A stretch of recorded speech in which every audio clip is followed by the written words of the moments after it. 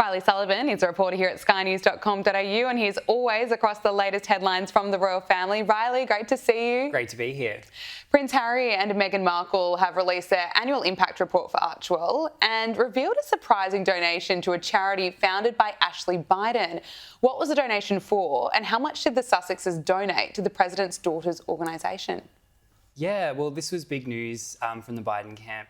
Sorry, not the Biden camp, the Sussex camp this week. They've released their annual impact report for Archewell and it was the single biggest donation of the year was to Ashley Biden's charity. The charity is a women's wellness space in Philadelphia. Ashley Biden is by training a social worker and very much sort of involved in that space, helping women. But it was quite an eyebrow-raising donation. It was something like $250,000.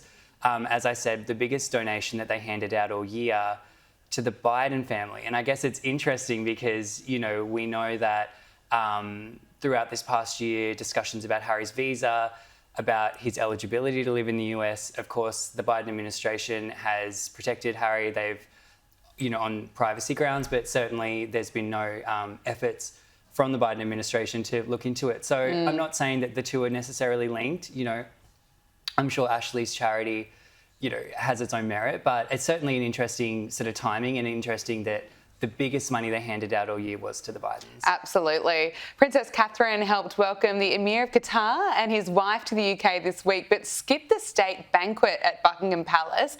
Do we know why the Princess of Wales opted to miss the occasion?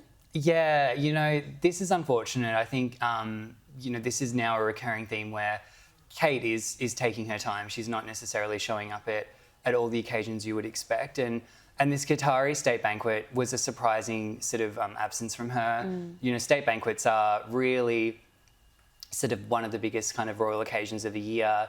And especially for the Qatari royal family, which are very close to the British royal family. So it was a disappointing absence. They didn't really say. Kensington Palace just, you know, confirmed that she wasn't there and that she's focusing on other things, other engagements. But you know, disappointing because I do think that, you know, people want to see Kate, they want to see her. And she's such a great ambassador as well when, you know, foreign royals and dignitaries are visiting. Of course. David and Victoria Beckham were among the famous guests at the Qatar state dinner. Why were the Beckhams there? And is it a sign, a possible sign, that David could be getting a knighthood? Yeah, well, that's the million-dollar question. You know, David Beckham has supposedly been angling for this knighthood for years and years.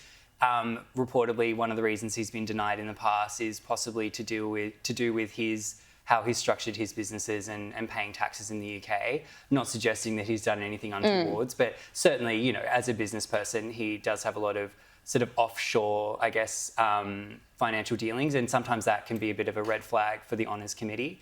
So supposedly, you know, this past year in particular, and you know, David is really working towards the knighthood and he's really been aligning himself with Prince William and King Charles. He's noticeably separated himself from Harry and Meghan. And I think this state banquet was really a good sign. The Beckhams had never been to anything like this before. Of course, they are great ambassadors for the UK as well. And, you know, David has a specific link to Qatar because, of course, he was the ambassador for the Qatar World Cup in 2022. So it is sort of a nice timing. If he is going to get the knighthood, it'll be a decision we'll find out pretty soon. The knighthoods come out ahead of the New Year's honour list. So, yeah, watch this space. Yeah, we'll find out very soon, it seems. And an insider has claimed this week that the mystery source helping Prince Andrew pay for the Royal Lodge has been revealed. Who is this mystery donor? I mean, I just thought this was, outrageous. So supposedly the mystery donor is Charles. Oh my gosh. This whole time we've been, you know, talking about these brothers, you know, feuding over money and you know, Charles taking this hard line with Andrew and cutting him off. And supposedly, you know, a source at the Daily Mail has said it's actually been Charles the whole time. Wow. Charles is the one that has, you know, coughed up the money.